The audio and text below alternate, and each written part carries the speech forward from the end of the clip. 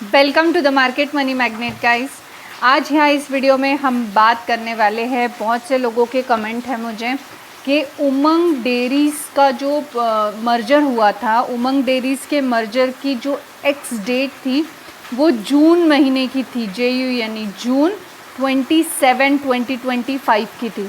अब तब से लेके अब तक, अब एक्स डेट तो हो गई है, लेकिन अब भी लोगों को डीमैट अकाउंट में स्टॉक्स मर्जर के बाद नहीं मिले या पैसा भी नहीं मिला है। तो ये नहीं मिला है तो हमें करना क्या चाहिए, ऐसे में इसमें क्या स्टेप्स हम ले सकते हैं।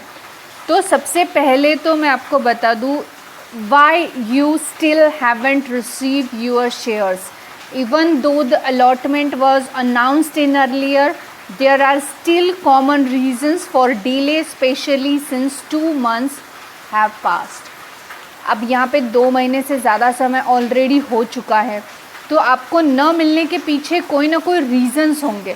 तो हम पहले वो रीज़न्स भी देखेंगे कि क्या रीज़न्स हो सकते हैं, फिर हम ये भी देखेंगे कि अब हमें करना क्या चाहिए, what you can do now, ताकि ये स्टॉक्स आपको 2 महीने से नहीं मिले, पैसे नहीं मिले हैं, तो फिर आप कर क्या सकते। अब ये बात जो आज हम इस वीडियो में देख रहे हैं, ये सिर्फ मर्जर के लिए सीमित नहीं है।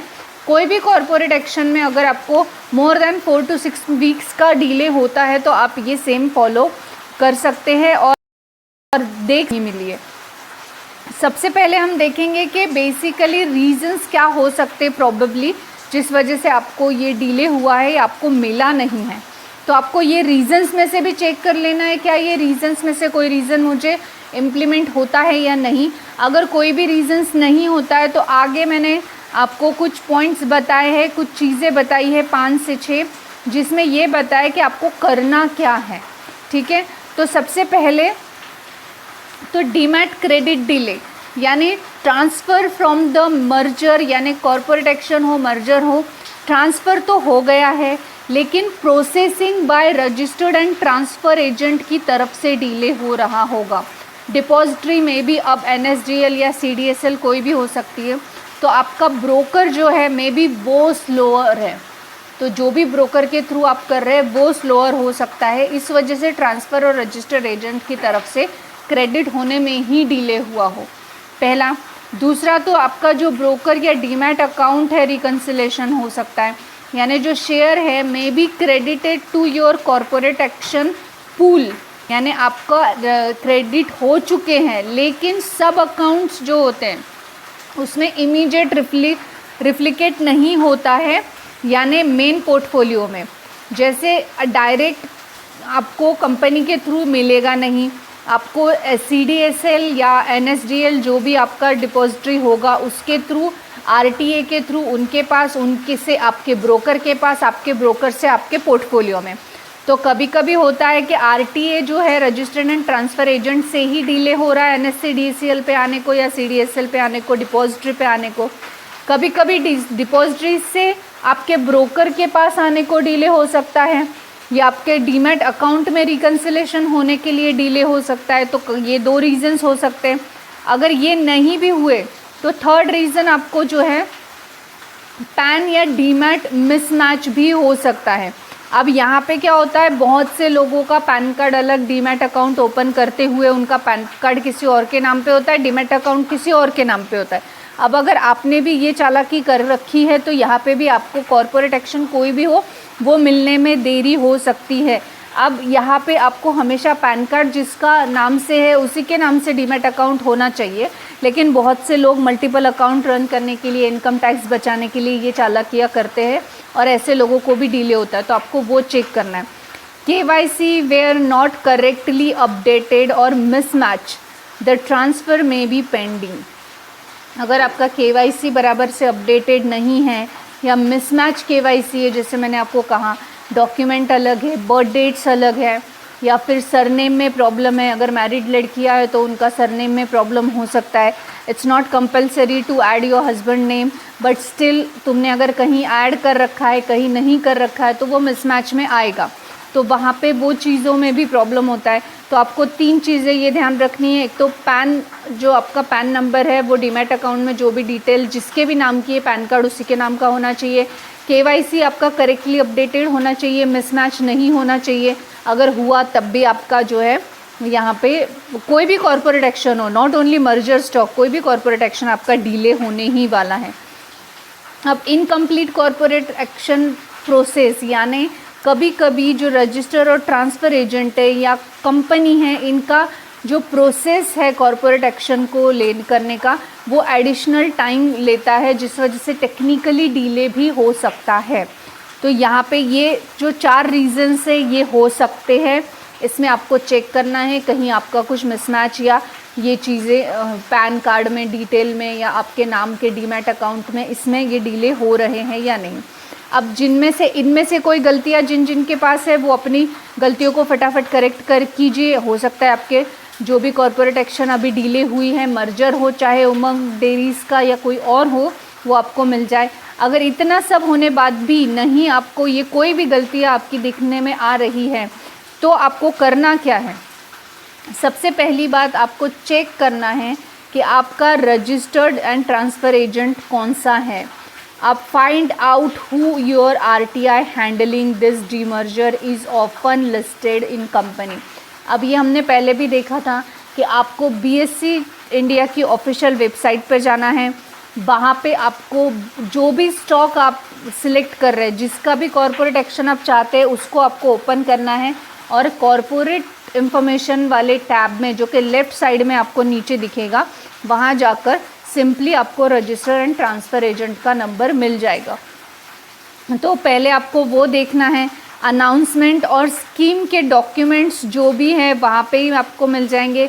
अब जो भी अनाउंसमेंट थी वो उसका आपको PDF ले लेना है। जैसे अभी आप अगर उमंग डेयरीज़ की बात करें, जो कि बहुत से लोगों को 2 महीने बाद भी मर्जर के स्टॉक अलॉट नहीं हुए, तो उन्होंने जो मर्जर का डिक्लेरेशन था उसका PDF ले लेना है।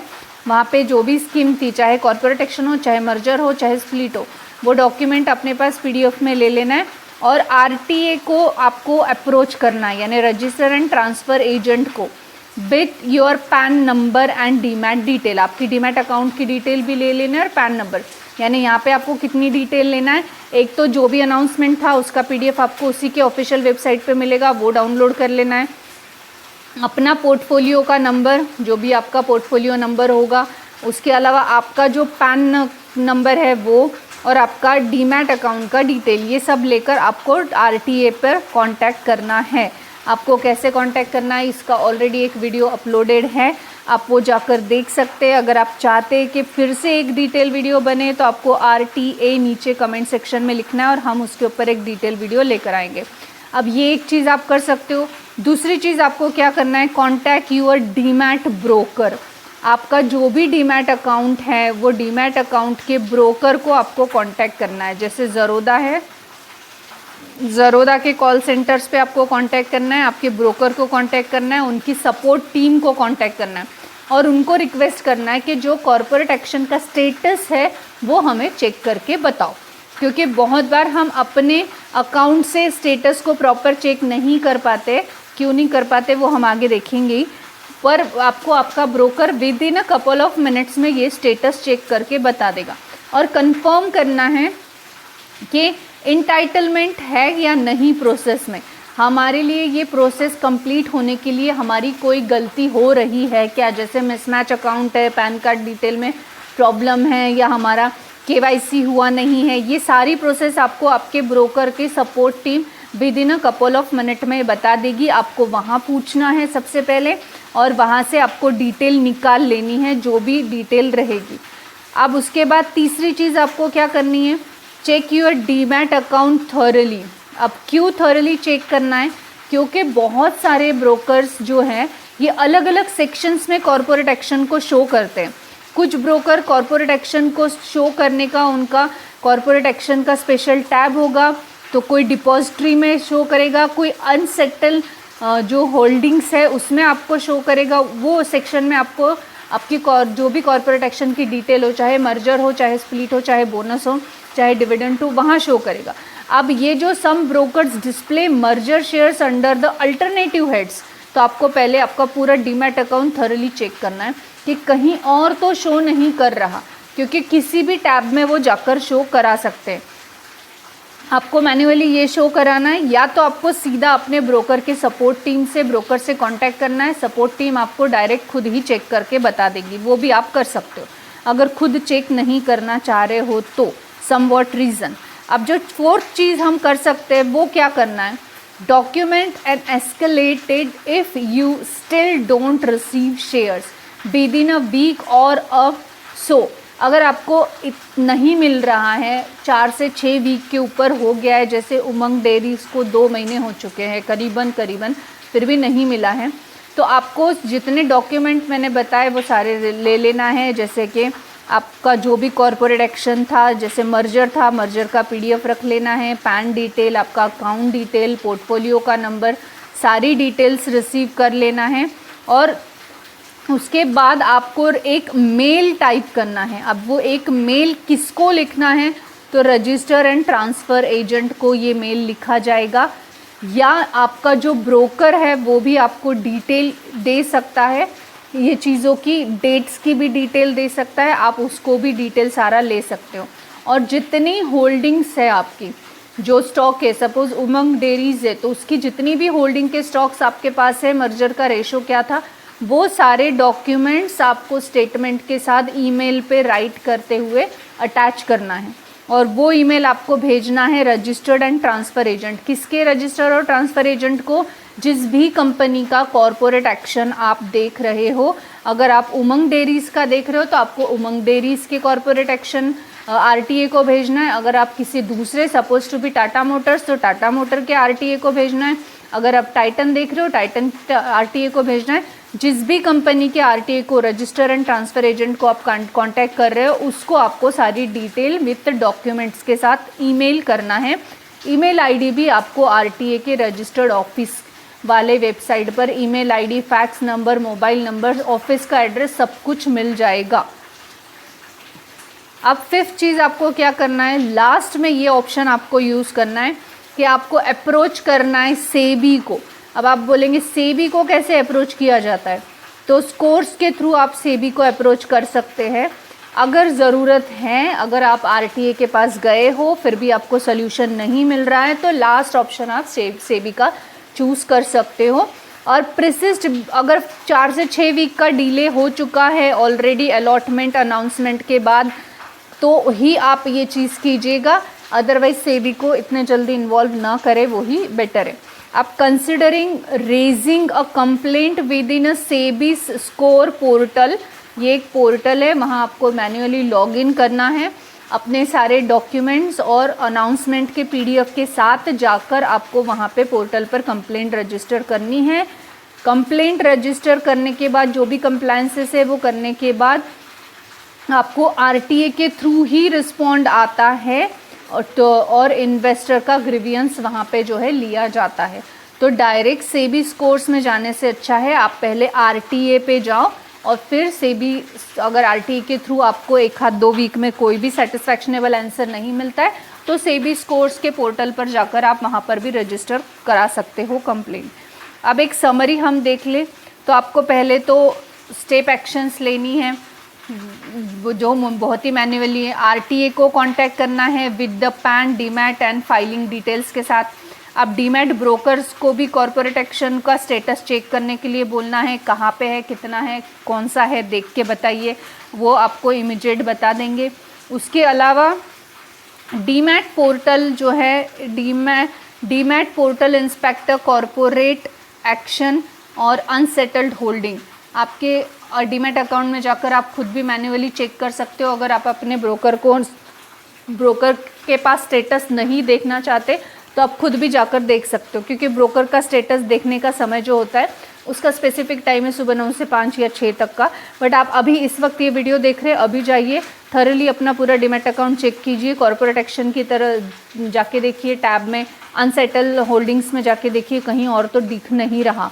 उसके बाद डॉक्यूमेंट्स जो भी है वो सारे सेव करके कम्युनिकेट करना है एस्केलेशन में, यानी आपको RTA को कम्युनिकेट करना चाहिए सारे डॉक्यूमेंट्स के साथ। एक ईमेल राइट करना है RTA को, और उस ईमेल में आपको सारे डॉक्यूमेंट्स भी अटैच करने हैं। और वहाँ से आपको कोई भी रिप्लाई नहीं आता है तो ही आप सेबी स्कोर्स की ग्रीवियंस जाकर फाइल कीजिए, कंप्लेंट फाइल कीजिए उस टैब पर, उसका रिजोल्यूशन आपको with in a several weeks में, यानी कुछ वीक्स में डेफिनेटली मिल जाएगा।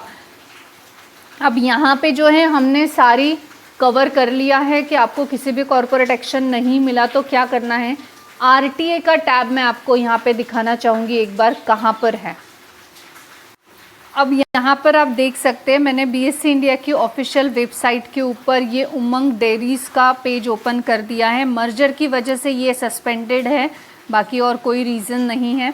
इस ऐसे आपको बीएससी इंडिया की ऑफिशियल वेबसाइट पे जिस भी स्टॉक का आपको कॉर्पोरेट एक्शन का डिटेल देखना है जो आपको रिसीव नहीं हुआ है कॉर्पोरेट एक्शन होने के बाद भी, जैसे उमंग डेयरीज़ का डीमर्जर 27 जून को ही एक्स डेट थी, तब अभी तक भी लोगों को रिसीव नहीं हुआ है। आपको स्लाइडली स्क्रॉल डाउन करते हुए जाना है।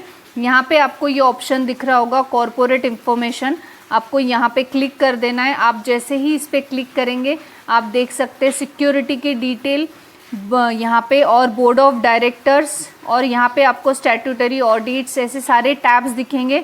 इसमें आपको एक ही रजिस्टर्ड ऑफिस एड्रेस का टैब दिखेगा। यहाँ पे आपको जो है पर्टिकुलर स्टॉक का registered office address, telephone number, fax number, email ID, website दिखने वाला है। इसके एग्जैक्ट नीचे ही आपको जो है रजिस्ट्रार्स कर एक ऑप्शन दिखेगा और उसमें भी आपको सेम वेबसाइट का डिटेल, ईमेल डिटेल देखने को मिलने वाला है। तो अब ये दोनों में से आपको लास्ट वाला जो ऑप्शन है यानी इस वाले रजिस्ट्रार्स वाले ऑप्शन पे जाना है। यहाँ के ईमेल आईडी पर आपको मेल करते आएगा और आपको यहाँ पे अपनी कंप्लेंट रेज करते आएगी। ये आपको रहेगा आरटीए यानी रजिस्टर्ड ट्रांसफर, आरटीए यानी रजिस्टर और ट्रांसफ़र एजेंट की कॉन्टैक्ट डिटेल। तो आपको यहाँ जाके अपनी कंप्लेंट रेज करनी है। अगर यहाँ से कुछ नहीं होता है तो ही आपको जाना है और जाकर सेबी के स्कोर्स की वेबसाइट पर आपको अपना जो है कंप्लेंट वहाँ पे रेस करते आएगी। इसके अलावा भी अगर कोई क्वेश्चन आपका रिमेनिंग बच चुका है, जैसे कि हमने पूरा डिटेल देखा फिर भी, तो आप मुझे कमेंट सेक्शन में पूछ सकते। मैं वहाँ पे हर सवाल का जवाब देने की पूरी कोशिश करूँगी। This information is only for the educational purpose. I am not giving any recommendation here. Thanks for watching.